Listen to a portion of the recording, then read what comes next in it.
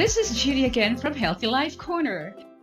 Yung Polyvine ay isang medicinal plant na galing sa India.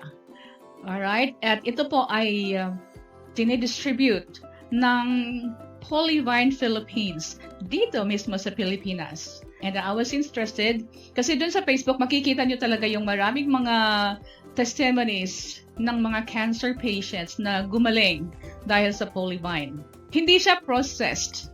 Okay, so wala siyang anumang halong mga chemicals, hindi siya nag-undergo ng processing. So dadating siya sa inyo sa isang bundle ng sticks. Awa ng Diyos, nasa second month na ako ng paggamit ng Polyvine kasi meron akong ovarian tumor and meron akong enlargement of the heart and meron akong medyo mataas yung aking blood pressure.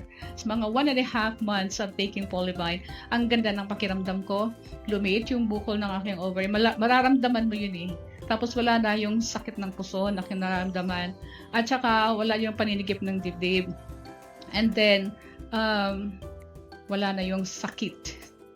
So, that is why I'm sharing this.